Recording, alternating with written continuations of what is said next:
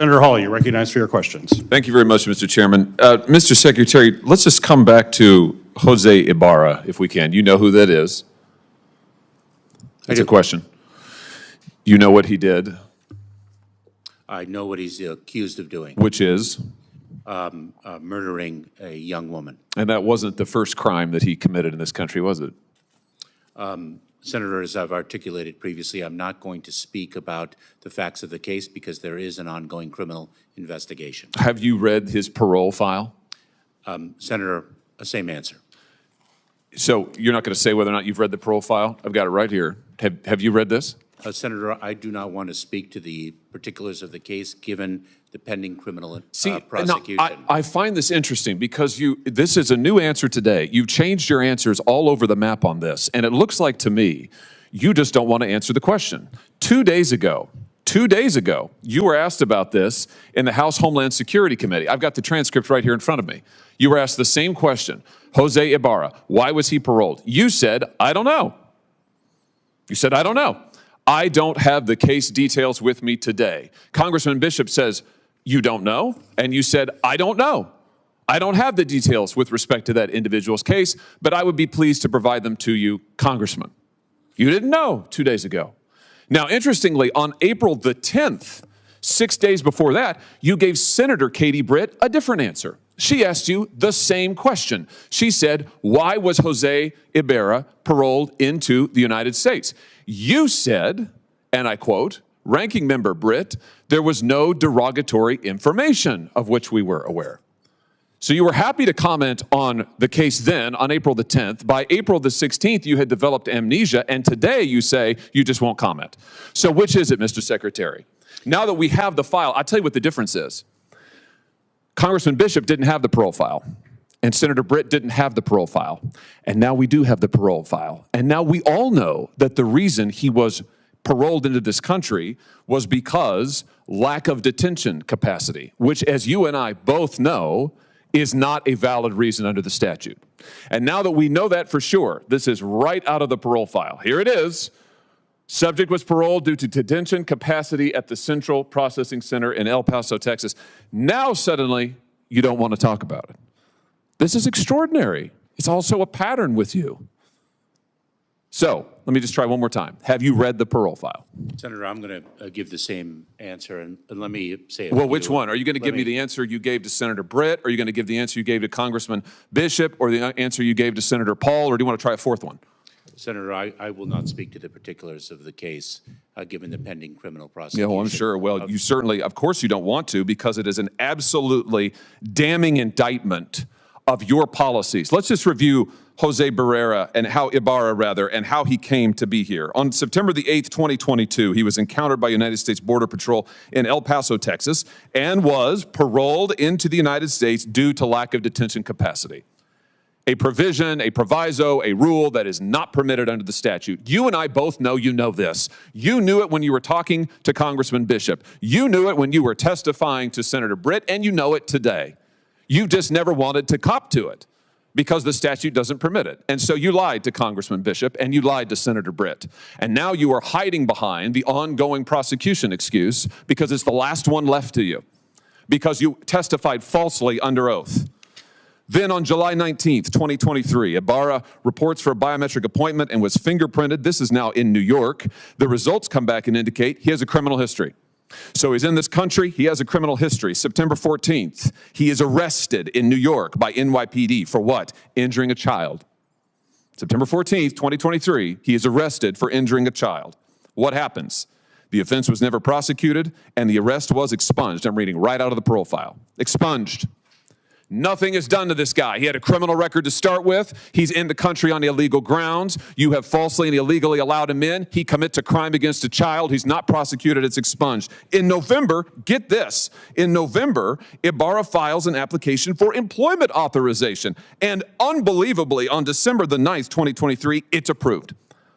So this is your policies in action, Mr. Secretary. A criminal is permitted into this country on grounds flatly not permitted, flatly contradictory to the statute. He commits a crime against a child, and then he gets a work permit. He gets a work permit. You want to know why all of the jobs in the last 2 or 3 years have gone to illegal migrants? Working people in this country can't get a job. Their unemployment rate's high. Why? Because of things like this. And then what's he do? Well, we all know.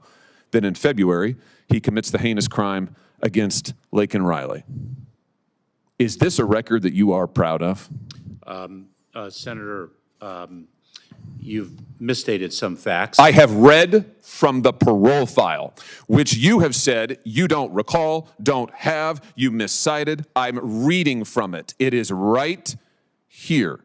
And I've just, pursuant to the speech and debate clause, I have just read it into the record. And the reason is, you have lied repeatedly to Congress and to the American people about this. They deserve to know. And the only way they're going to know is if I tell them. I've just told them. It's in the record now. I've read it verbatim from the parole file. Verbatim.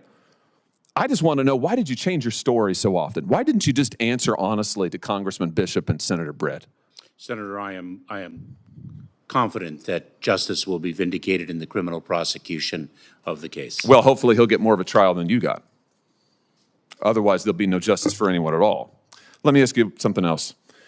Travis Wolf, do you know that name? Not off the top of my head. Travis Wolf is a 12-year-old boy from Missouri. This is him. Travis was killed on December 20th, 2023, or I should say he was in a tragic attack on that night. He died some weeks later, head-on collision. The person driving the vehicle, who's now been charged with 6 criminal counts, is Indrina Bracco. Do you know who that is? I do not, but let me communicate that I know that all of our hearts break for the family of this young boy who died in that accident. Well, she's an illegal migrant here from Venezuela. Local law enforcement tell me that she was detained briefly at the border in 2023 and then released. And then she commits this crime. Multiple people have been stabbed in O'Fallon, Missouri by illegal migrants. Mr. Secretary, I know that you think your policies are a success. You've sat right there in that chair and you've told me over and over our policies are working. You're on the record years and years saying that. Maybe they're working for you. Maybe they're working for your political objectives, whatever they may be. I don't know. But they're not working for Laken Riley or Travis Wolf or the people of my state. They are, in fact, a travesty. What you have done is a travesty. And, sir, it is long past time for you to go. Thank you, Mr. Chairman. And recognize right now Ranking Member Paul for his comments. Secretary Mayorkas, under your administration, the Biden administration, over 1 million people have been paroled. What is the criteria you use for paroling individuals? Ranking Member Paul, the parole process is one that we execute according to the law. We make individualized determinations with respect to significant public benefit or an urgent humanitarian reason. So for what reason was the alleged killer of Laken Riley, Jose Ibarra, paroled and allowed to come into this country? Ranking Member Paul, first and foremost, all our hearts break for the family of Ms. Riley. Secondly, the perpetrator of this heinous criminal act needs to meet justice to the fullest extent of the law, and I will not comment on the particulars of the case because the matter is being prosecuted by authorities now. This isn't on the case of whether or not he murdered her. This is on the case of why you paroled him. Why was he paroled? My same answer, Ranking Member Paul. You're refusing to answer the question? I have provided my answer, Ranking Member Paul. You're refusing to give any specifics about Jose Ibarra. Well, I have the documentation, and the document says that the subject, the person accused of killing Laken Riley, was paroled due to detention capacity. It was full. So is detention capacity statutorily allowed to be used as a reasoning for parole? Allow me to assure you that individuals who pose a public safety threat or national security are our highest priority for detention. The reality, not just with respect to this administration, but every administration that precedes me, is that the number of encounters has exceeded the number of detention beds available. The question is it statutorily, legally allowed to use the excuse that our camp is full? He was paroled due to detention capacity. Is that allowed under the law? Ranking Member Paul, my prior answer stands. which means you're not going to answer the question. Are you pleading the Fifth Amendment? No, Ranking Member Paul, I've answered the question. That Well, no, we- you haven't. The question's very specific. You have testified previously, and you have testified today that there are two reasons you can be paroled: urgent humanitarian need or significant public benefit. That's not the reason listed. The reason listed is parole due to detention capacity. Is parole due to detention capacity a lawful reason for paroling someone? Ranking Member Paul, there are different bases for parole. I am not a legal expert in this regard, but let me assure you that when an individual is encountered at the border and they are deemed to be, at the time of encounter, a threat to public safety or national security, they are a priority for detention. If not, they receive a notice to appear and are placed in immigration enforcement proceedings. The number of individuals encountered at the border exceed the number of beds available in our detention facilities. That is not something specific to this administration. That is something that has been true. You might have more beds if they remained in Mexico. Did the administration, when you came into office, reversed 92 executive orders of the Trump administration, which allowed them to apparently have people remain in Mexico, allowed them to have, probably 90% less parolees than you have? And so when you come to us and you say, oh, gosh, if we only had more legislation, we could do it, why don't you bring back the executive orders of Donald Trump that seem to be working? You immediately got rid of them for political purposes. The border's a disaster. Why don't you bring back the 92 executive orders that you reversed? I respectfully, Ranking Member Paul, disagree with the premise of your question. That's because you refuse to look at the facts, and it's still, I guess, insulting to all of us and insulting to the memory of Laken Riley and to the memory of others who have been killed by people who came into this country. March 2nd, an illegal alien who got into the country as a getaway killed Washington State Trooper Christopher Gadd. Haitian man who entered the U.S. via the CHNV parole program was arrested for sexual assault of a 15-year-old girl. March 21st, illegal aliens in El Paso rushed the fence. You saw that on national television. An illegal alien on March 23rd murdered 25-year-old Michigan resident Ruby Garcia. Chinese national came across the border and illegally breached a military base in California. I mean, the stories go on, and I think a lot of people in America are going to be appalled, that you refuse to answer the questions. Jose Ibarra, was it lawful to parole him? Was it lawful to let him in the country because you say the camp's full? Ranking Member Paul, is a former federal prosecutor for 12 years. I can say with tremendous conviction that individuals who commit criminal acts need to be held accountable for their crimes. Well, that's not much consolation if you wait until after he's murdered somebody. See, part of the problem is, and I think people would be aghast to know this, that when you come in, you just give people your name, right? It's the honor system. There may be some databases you check, but certainly most of the domestic crimes in Venezuela probably are not in any kind of international database. So if you waltz into the country through your generous parole programs and say, I'm John Smith from Venezuela, you have no way of ascertaining that, and you still let them go. So you say, well, we're going to make sure that they're not a violent criminal. You have no way. You look in some databases, maybe they're not in the database, but you have no way of even knowing if that's their name. Then you give them biometric, you give them, you give them fingerprints. Now they have a new name and fingerprints. They essentially have been given a new identity by your agency. I don't know. I'm just so sickened and sad by the families that have lost loved ones from this. I don't see real remorse. I don't see you're willing to answer the questions. I mean, if it were me, I would be so upset by this. I would be doing everything possible to make sure that another Jose Ibarra doesn't get in. But apparently you let his brother in too, and his brother's got a rap sheet 10 times longer than Jose does. And so, I don't know. All I can express is disappointment and bewilderment that the Democrats let you get away with it. Secretary Mayorkas, you and I have spent a lot of time together. I would dare say that you and I have spent more time together than anyone on this dais.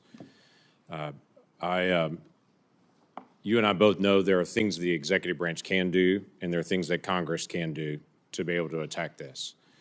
The challenge becomes trying to get those things implemented to be able to do it. There's a rumor that's out there that the administration's considering a change in 212F authorities, and that there may be some new executive authority used during this time period. Can you give us some insight of what that might be and what is under consideration? Senator, I'm very proud of the time that we spent together negotiating what would have been a transformative solution to our broken immigration system. We in the government consider consistently all the time what options are available to us. That is the responsibility of good government. We have not made any decisions that I'm in a position to announce today, but I can assure you that we consider all the options before us in executing our responsibilities to the American people. You have an idea of a time period when that might be implemented? I know you're making some considerations on that. When would we know? There has been no decision made yet. I don't have a time frame to present to you. There were clearly, as Senator Johnson mentioned, there are clearly differences in how President Trump enforced the border. There's also differences in how President Obama enforced the border than how it's currently being done now through the same executive authorities of things that were out there.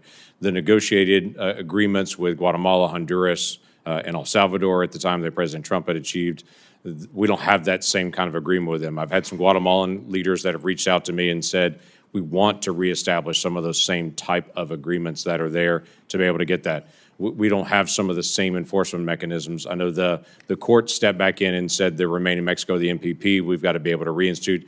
The facility was changed on it, but the enforcement is different. There are differences that are there. I think what needs to be done here is President Biden, DHS, to use all the levers that you have to be able to enforce the border, as President Obama did and as President Trump did. This Congress also has a responsibility as well. What we had negotiated together was doubling the number of deportation flights, dramatically increasing the number of detention beds, increasing agents, increasing officers, increasing the number of immigration judges, increasing asylum officers, changing the definition of asylum so that there's a more rapid turnaround in that process, changing the process for expedited removal so that you're not hamstrung with some of the court decisions that have been made in the past. All of those things were dramatic changes that Congress needs to do. So I've been hard on members here to say we've got work that we've got to do, but you and I have had frank conversations as well to be able to say there are things that the administration can do. I encourage State Department to be more focused on recalcitrant countries and turning people around. I encourage Department of Justice to be more clear on enforcement of things that they're not doing either right now. But the frustration that you hear from the dais here is a sense that, yeah, Congress has things that we need to do, but we don't feel like State Department, DOJ, and DHS is using every tool at their resource. So I would tell you, we're eager to see the 212F and what is being determined at this point and what can be done, because this last number I saw, I think we had about 5,800 people that crossed yesterday.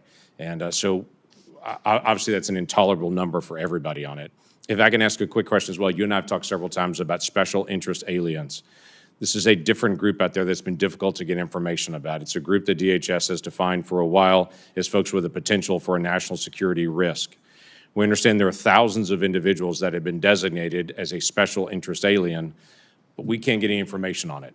This committee that has the oversight has had one briefing on it, and it was last year. That was a bipartisan briefing, and Senator Sinema and I worked for months to be able to get that one classified briefing on it. Since that briefing time, we've asked for a follow-up, and we've gotten nothing on it to get details. How many special interest aliens? Where are they coming from? What are the details on those?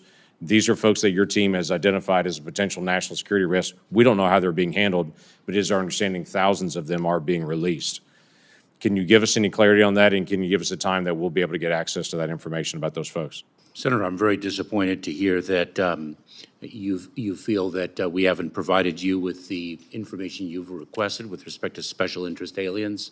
I will work with my team to ensure a briefing of those of you who are interested in this very important subject in an appropriate setting. Great. We have followed up. I have a list here of the number of requests. We've had 6 formal requests to your office just this calendar year, and every time we've not received an answer to it. So we absolutely need more information about this because that's a very special concern to us to try to figure out how do we actually get that resolved. On the budget request that's coming out, when you and I worked on the supplemental piece, we included funding for 50,000 detention beds and for deportation flights to be dramatically increased. Part of the issue was, obviously, if we're releasing people, especially single adults, it just increases the number of people that are coming. If we don't turn people around, there aren't immediate consequences, then more people just come because there's a delayed consequence, which is really no consequence. So my question is, in the budget request, we're to 34,000 beds for budget request. Why that number when we know we could get up to 50,000, or at least to 40,000 we could get up to? Why a lower number in a budget request rather than the number that you know you need? Senator, you know, the budget is, of course, presented under the context of the Fiscal Responsibility Act. Our 2025 budget was presented before the 2024 budget was enacted. We fully support the 41,500 detention beds that were presented in the fiscal year 2024 budget. I continue to believe that in the context of the Senate's bipartisan legislation, the 50 or 55,000 beds was an advancement in our efforts, and we look forward to working with this committee and Congress on funding the detention beds that are needed. I hope that's so. We've got to be able to get that resolved. That's a serious issue that only Congress can resolve, but we've got to be able to implement. We need the White House to also make the request on it. One last thing I'll just ask for the record, if you don't mind, Mr. Chairman, on this. DHS Ombudsman for Citizenship and Immigration Services found this statement: the parole programs that are currently being used at our southern border that are allowing more people to come in, the parole programs require diverting funding and employee resources within USCIS from other immigration programs. We've experienced this in our office. It's become harder for legal immigration. And the Ombudsman is saying it's because some of these resources are being funneled to the border processing parole there. Love to have a statement back from your office in writing on if that's true, what's being done to be able to change it. If it's not true, why is that not true?